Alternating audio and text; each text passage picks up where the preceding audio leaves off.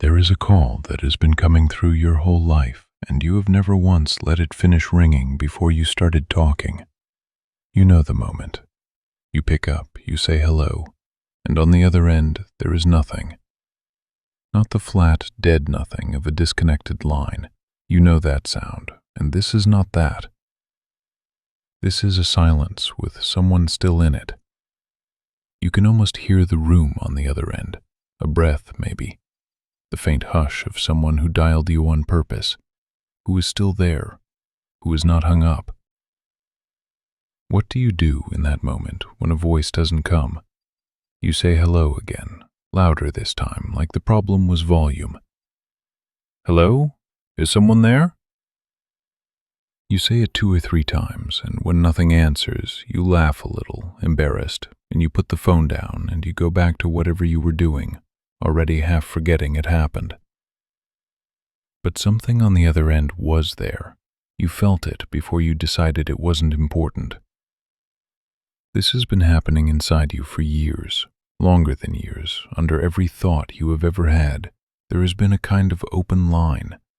Something on the other end that never speaks in words, that has never once said a sentence you could repeat to someone else, that has stayed connected the entire time you were saying, hello, hello, is anyone there? And getting nothing back that sounded like an answer. You have called this silence empty. You have called it nothing happening. You have treated it the way you treat dead air, as a malfunction to get past, a gap to fill, a thing to talk over until a real voice starts up again. The voice you trust, the one made of words, the one that sounds like you thinking. But nothing about a silence with someone still in it is empty. You are not being asked right now to believe in anything you cannot check for yourself. You don't have to take anyone's word for what is or isn't on the other end of your own attention. You only have to notice something very ordinary, something that has been happening to you since before you had language to name it. That under every single thought you have ever had, something has been quietly, patiently, without complaint, staying on the line. It has never hung up on you, not once, not during the years you didn't believe it was there, not during the nights you filled every possible silence with a voice, a show, a scroll, a worry, anything at all rather than sit with an open line and nobody speaking. It stayed. It is staying now under these words while you read them, the way it stays under everything. What has it been trying to tell you? That is the wrong question, and you will feel why eventually, but not yet. For now, just notice the shape of the question. Notice how badly you want it answered in words. Notice how a part of you is already impatient with a silence that refuses to become a sentence. You are still here. Nothing has been taken from you. This is not a ghost story, and nothing on the other end wants anything from you that would frighten you if you understood it. It has simply been waiting for you to stop saying hello long enough to notice that the line was never empty. That is all. That is where this begins. You wake up most mornings the same way. There is a moment, brief, easy to miss, before you become you again, before the name arrives, before the day's first worry finds its seat, before you remember what you are supposed to be anxious about, sad about, excited about. For a breath, maybe 2, there is only the ceiling or the light through the curtain or the sound of a bird, and nobody there to have opinions about it. Then the thought arrives, your name, your list, your ache if you have one that morning. And the day closes over you like water closing over a stone. You have lived through that gap 10,000 times and never once stayed in it on purpose. It felt too short to matter. It felt like nothing, a beat before the real thing started. Here is the first crack, and it is a small one, so small you could miss it if you weren't looking.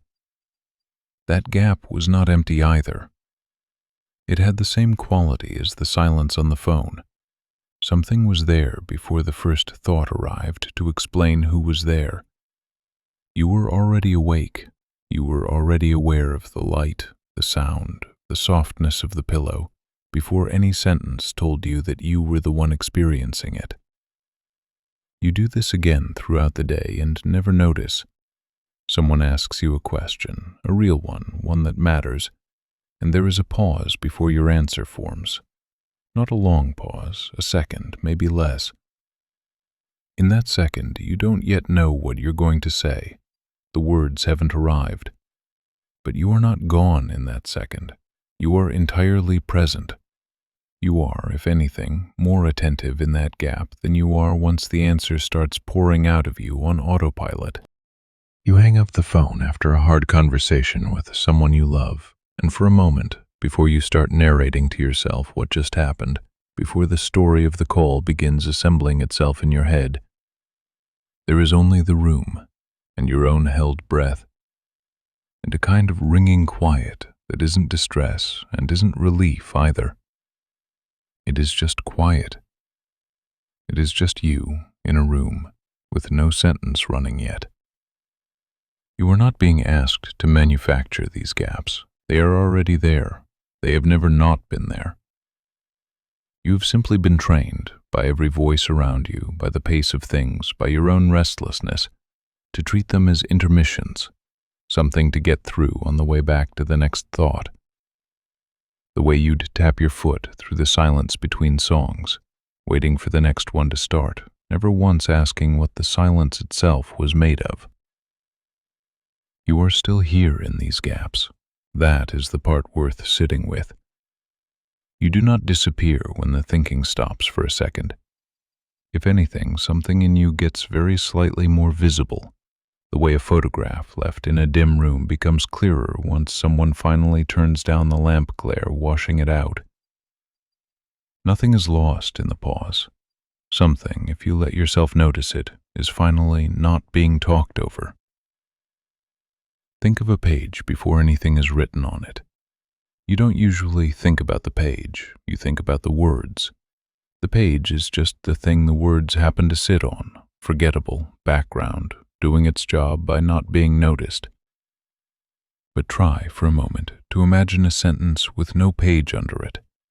Ink floating in nothing, with nowhere to land, no white around the black to make the black legible as letters instead of a smear. You need the page for the sentence to mean anything at all. The page isn't nothing. The page is the condition under which the sentence is even possible. This is closer to what the silence behind your thoughts has actually been doing all this time. Not absence, not the boring wait between the interesting parts. It is the page. Every thought you have ever had, every worry, every plan, every private joke you told yourself in the shower, every argument you've replayed and rewritten to come out better, every one of them was written on it. None of them could have appeared without it, and you have spent your whole life studying the ink and never once turning the page over to feel what it was made of. Go back to the call, the one that never hung up. Notice something about the silence on that line. It was not a lesser version of a voice. It was not a voice that failed to arrive. It had its own texture, its own presence, its own unmistakable feeling of someone there. You knew somehow that it wasn't dead air, the way you know the difference between an empty room and a room where someone is standing very still, holding their breath in the dark. You cannot always say how you know. You just know. The knowing itself is a kind of contact. That is what has been under your thinking. Not a lesser version of a thought, waiting to become one, straining to find words the way a radio strains to find a station through static. It is not thought that failed to happen yet. It is its own thing entirely, the way silence on a phone line is its own thing entirely, and mistaking it for merely not yet a voice is the first way you have missed it, over and over, your whole life. You have lived alongside this the way you live alongside your own pulse, constantly, intimately, and almost never with your attention on it. Put 2 fingers on your wrist right now if you want. You'll find it. It was going the whole time you were reading this sentence. It will keep going while you read the next one. You didn't have to start it, and you don't have to maintain it by force of will, and it has never once needed your permission to continue. It is closer to you than any thought you've had about it. The silence behind your thinking has kept the same kind of appointment, not loud, not asking to be believed in, just there, the way the page is there under every letter you've ever read, the way the line stayed open under every hello you ever shouted into it, waiting, not impatiently, it doesn't seem to know how to be impatient, for you to stop assuming it was empty.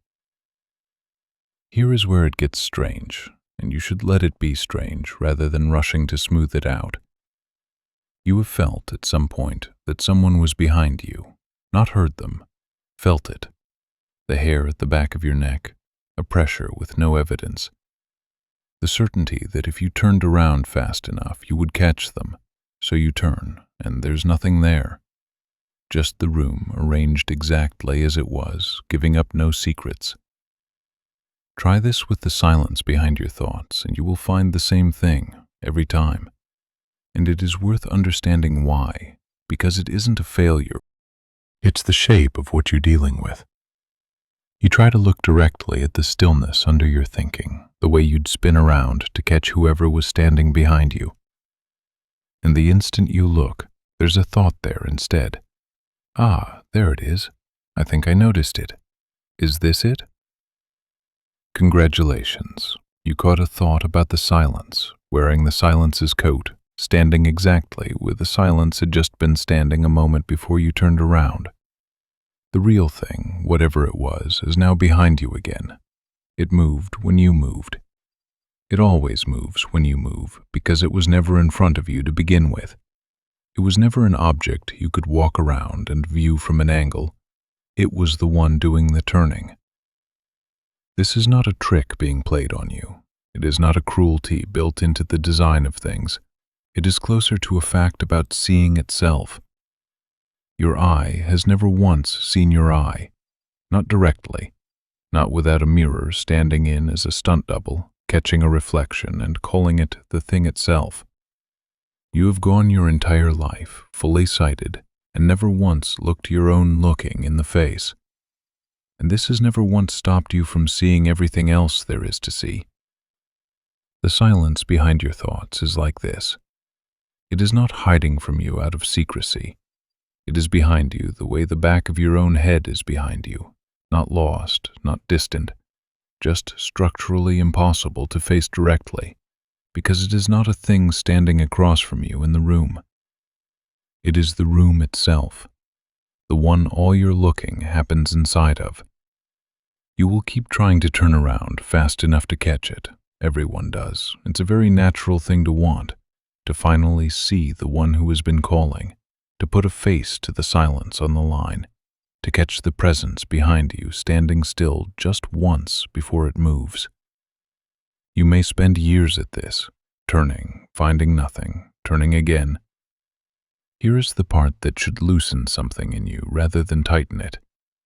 You were never going to catch it that way.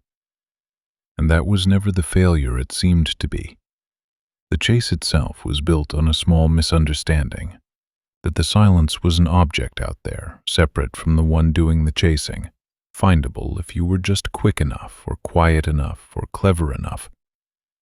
What if the quickness was the problem? What if every time you spun around, you were only ever going to meet yourself turning? You are still here, still whole, still exactly as capable of loving your life and doing your work and laughing at something stupid on a Tuesday as you were before this thought crossed your mind. Nothing has been taken from you by noticing that you can't see your own back. You have lived your whole life without seeing it, and it has never once been a problem. Maybe it was never supposed to be looked at.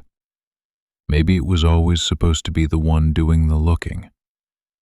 Now go back to the phone, because there is a part of this you haven't looked at squarely yet, and it explains something about why the line so rarely feels quiet in the first place. Think about what actually happens most of the time when you're faced with a silence you didn't expect. Not the comfortable kind, the kind at the end of a long day with someone you trust, where nobody needs to talk. The other kind. The kind that shows up uninvited, mid-call, mid-meeting, mid-thought, and makes you a little uneasy before you've even decided why. You fill it, almost instantly. You've probably done it 1,000 times without registering it as a decision. Someone pauses too long on the phone and you say something, anything, just to keep the air occupied. A room goes quiet at dinner and someone, maybe you, reaches for a joke, a comment about the weather, a question nobody needed answered, just to close the gap before it can widen. Now turn that same instinct inward and consider what your own thinking might actually be doing most of the day. What if a great deal of it isn't information at all? What if it isn't planning or solving or remembering anything useful? What if a large portion of the traffic running through your head hour after hour is simply you saying, "Hello, hello, is anyone there?" Into a silence that unsettled you the moment it opened, filling it before you had to feel what an unfilled moment was actually like. This is not a flaw in you. It is closer to a reflex, the way a hand pulls back from something hot before the brain has finished deciding it's painful. Silence, to a mind that has never been shown its own texture, can feel like falling, like the floor going out. So the mind does the sensible thing, the thing that has kept it comfortable for years. It talks, it narrates, it replays. It plans conversations that will never happen and rehearses arguments already won. All of it, so much of it, simply to keep the line from ever going quiet long enough for you to notice who else might be on it. Here is the reversal worth sitting with, and it will feel backward at first, the way any real turn does. You have always assumed the thoughts were the signal, the news, the message, the important part, and the quiet in between was just static, dead time, the boring stretch you had to sit through to get to the next good part. What if it has been the other way around the entire time? What if the endless commentary, the looping worry, the imagined arguments, the constant narrating of a life that is already being lived without needing the narration? What if that is the static? And what if the silence under it, the one you've been talking over your whole life, the one that never once demanded your attention and never once left? What if that has been the signal, patiently there beneath the noise, the way a station plays on steadily whether or not the dial is tuned to catch it? You don't have to believe this outright. You only have to hold it the way you'd hold the stone you found somewhere unexpected, turning it, feeling its weight, noticing it doesn't match anything else in your pocket. Notice just once today, the next time you catch yourself filling a silence out of habit rather than need, that you had a choice in that instant you didn't know you had. Not to silence the thought, just to notice it as a kind of hello, hello, said into a line that was never actually empty to begin with. You are not the only one on this call. That is worth saying plainly because it is easy in the middle of noticing something this quiet and this personal to feel like you've stumbled onto something strange that belongs only to you, a private fault, a private secret, a private oddity in the wiring of your particular mind. Think of every person you have ever seen wake up mid-sentence, startled, in a waiting room or a train seat, having drifted off without meaning to, disoriented for one full second about where and even who they are before it all reassembles. That second is not unique to you. It is not a flaw specific to your nervous system. It happens to everyone who has ever fallen asleep sitting up. Think of the driver who arrives home and cannot remember the last 10 minutes of the road, every turn taken correctly, every light obeyed, and yet no memory of deciding any of it, as if someone else were driving and only handed the wheel back at the driveway. This happens to nearly everyone who has ever driven a familiar road. For those 10 minutes, the thinking mind went quiet, and something underneath it kept the car exactly where it needed to be. Think of the person in the middle of an argument who suddenly, mid-sentence, forgets what they were angry about. Not because the issue resolved, because a gap opened, uninvited, right in the center of the noise, and for one strange moment, there was only 2 people standing in a kitchen, and neither of them could remember, just for a second, why they were supposed to be enemies. Think further back than any of that. Think of what you were before you had a single word for anything. There was a time, you were there for it, though you can't remember it, when nothing had a name yet. Not you, not your mother's face, not hunger, not comfort, not any of it. And yet something in you already responded to a warm voice, already quieted at being held, already knew in some wordless, complete way the difference between being alone and being with someone. Contact came before language. You were addressed and you answered long before you had a single thought to answer with. That capacity did not vanish when the words arrived. It only got buried under them, the way a fire keeps burning under a pile of wet leaves, quieter now, smoke instead of flame, but not gone. The thing under your thinking now is not younger or lesser than your thoughts. If anything, it is older. It was doing its work before your thoughts existed to have opinions about it, and it will likely still be doing its work in whatever silence eventually follows your very last one. Every person you have ever loved has this same open line running under their noise. The stranger on the train, scrolling, jaw tight, carrying something you'll never know about. Under it, the same quiet, unbothered, still holding. The person who annoys you at work, who talks too much, who never seems to stop filling every available silence with their own voice. Under that too, the same thing, waiting the same way it waits in you, just as patiently, just as unclaimed. This does not erase what makes each of you particular. Your face is still your face. Your history is still yours alone, unrepeatable, carried by nobody else. But under all of it, in the part that never needed a name to already be present, you are not as separate as the noise made it seem. Everyone is on a version of the same call. Almost no one has stopped saying hello long enough to notice who else is holding the line. There is a tempting way to hear all of this, and it deserves to be named honestly, because it is the version most people quietly hope for, and it is not what is actually on offer here. The tempting version goes like this. If you get quiet enough, for long enough, the silence will finally speak. It will become a voice. Maybe not words exactly, but something. A knowing, a certainty, a message clean and whole and unmistakable, arriving at last like the moment a caller finally clears their throat and says the thing they'd been building up to the entire time. A great truth handed over. An answer at last to the hello, hello you've been saying your whole life.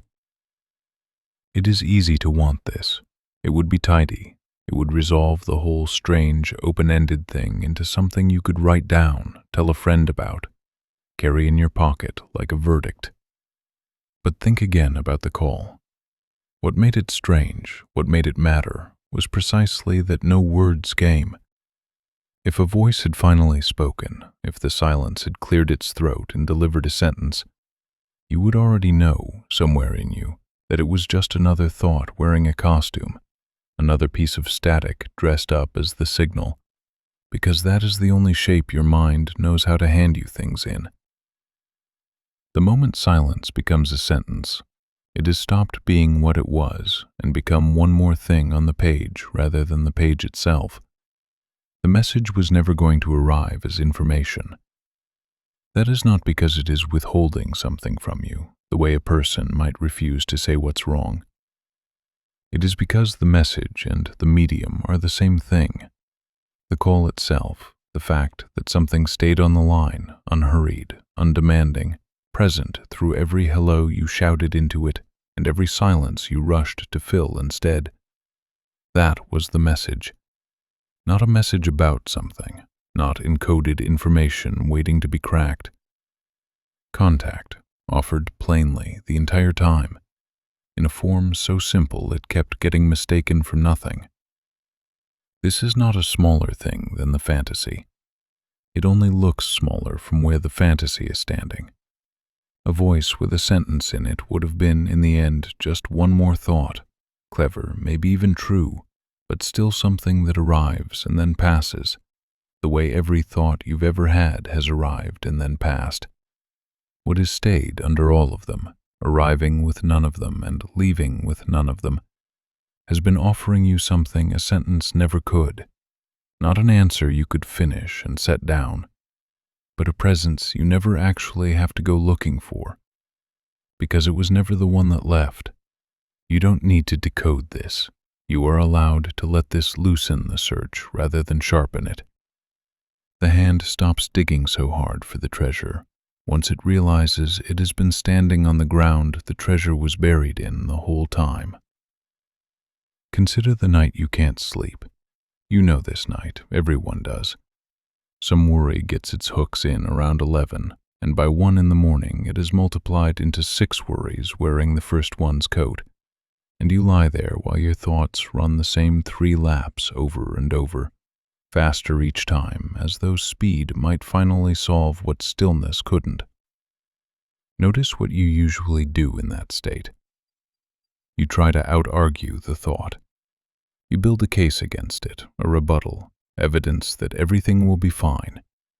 And sometimes this works for a minute. And then the thought finds a new door and comes back in wearing a different face. You are trying to win a fight against something that doesn't fight fair, because it isn't actually trying to win. It's just noise, looping, filling a silence it mistook for danger the same way you always have. Here is what changes, not through effort, not through a technique performed correctly, but simply through remembering what you've already noticed, that under the loop, unmoved by it, untouched by its speed or its volume, the same quiet has been holding the whole time. It was there before the worry started at 11. It will be there after the worry finally exhausts itself near dawn. It is not on either side of the argument. It never joined the argument at all. You don't have to defeat the worry to feel this. You only have to notice, once, mid-loop, that there is room around it.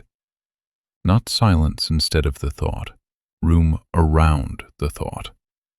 The way a photograph has room around the figure standing in it, and the room doesn't erase the figure. It just stops the figure from being the entire frame.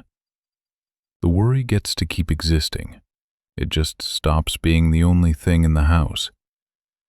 This works the same way with grief, which is its own kind of long, unanswered call. The day after a funeral, when everyone finally leaves and the casseroles are put away and the house goes quiet in a way it hasn't been quiet in a week, that quiet used to feel unbearable because you had nothing to fill it with, and the old instinct said, fill it, don't let it sit there empty. But it was never empty. Even in the rawest grief, under the specific ache that has your loved one's shape and no one else's, the same steady thing has been present, not fixing the grief, not rushing it, just staying on the line the way it always has. Proof that even the worst hour of your life was never something you were left completely alone inside of. This works with the ordinary friction too. The traffic, the email that ruins your morning, the argument you didn't mean to start. None of it requires you to become calm on command, which never works anyway. It only asks you to remember, in the middle of the noise, that the noise has never once been standing on empty ground. There has always been floor under it. You've simply been too busy shouting hello into the silence to feel that the floor was holding you the entire time. You do not have to go looking for any of this in some special place. That has been one of the quieter mistakes hiding inside the search, the idea that the silence behind your thoughts lives somewhere you have to travel to, a retreat, a mountain, a better version of your schedule with more room in it. Some future Tuesday when things finally calm down enough to hear it properly. But notice where you are right now. Notice that you are, this very moment, in the middle of reading a sentence, and that between this word and the next one there is a gap so small you've never once thought to call it anything. It's there anyway. It was there a sentence ago. It's there now. Notice the pause you are in right after a sentence ends and before your eyes move to the next line. That pause is not nothing. It has the exact same texture as the silence on the call that never hung up, unhurried, undemanding, entirely unbothered by whether you notice it or not. You don't have to travel toward it. You are standing in it. You have been standing in it the whole time you thought you were only reading. Try this, just for the length of one breath. Let this sentence end, and instead of immediately reaching for the next thought, what does this mean? What should I do with this? Is this true? Just notice the small gap where the next thought hasn't shown up yet. There. That was it. That was the whole of it, however briefly you managed to stay there before a thought about it arrived to explain what had just happened. You didn't have to earn that. You didn't have to become a different, quieter, more disciplined version of yourself to have access to it.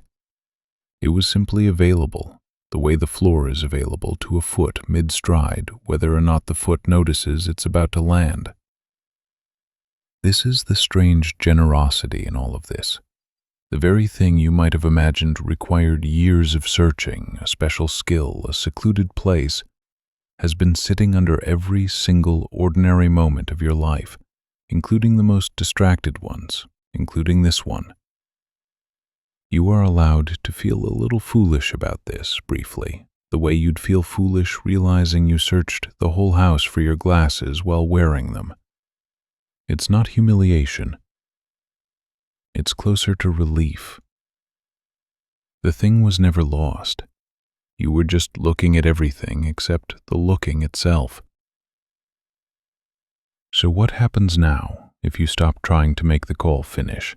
If you stop waiting for the voice on the other end to finally clear its throat and say the sentence that will explain everything, tie off the story, let you set the phone down for good, satisfied? Something quieter than resolution. You stay on the line, not because you've solved anything, because you've noticed, finally, that the staying was never a waiting room before the real thing started. The staying was the real thing. It was the real thing this whole time, under every hello you shouted, under every year you assumed the silence on the other end was a malfunction rather than a companion. You will still say hello sometimes. You will still fill silences out of old habit, still narrate, still argue with worries at midnight, still reach for your phone in a quiet room without quite deciding to. None of this is a failure now. It's just an old reflex, forgivable, human.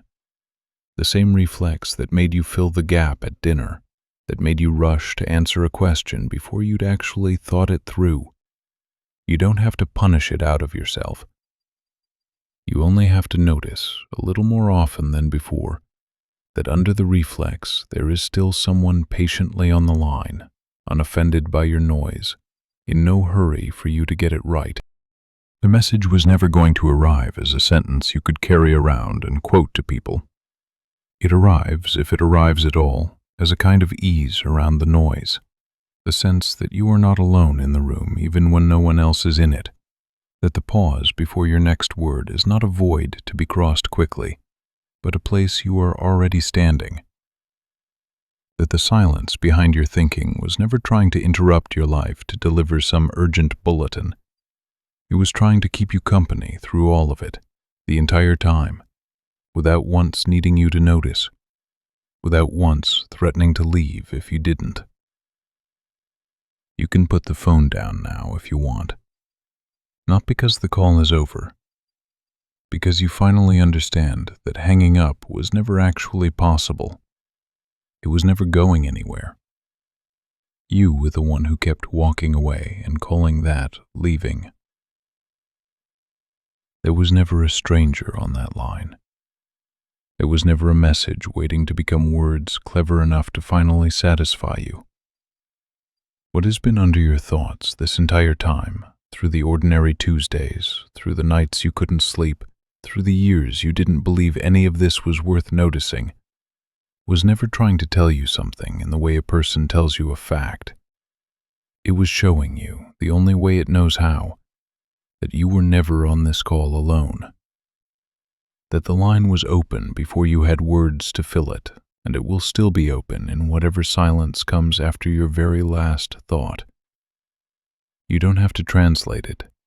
You only have to notice every so often that you're still on the line, and that you always were.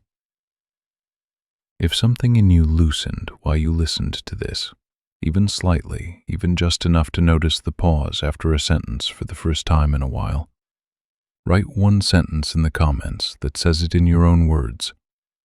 Something like, "I've been saying hello into a silence that was never empty," or your own version, whatever actually happened in you tonight, as long as it's true and as long as it's yours.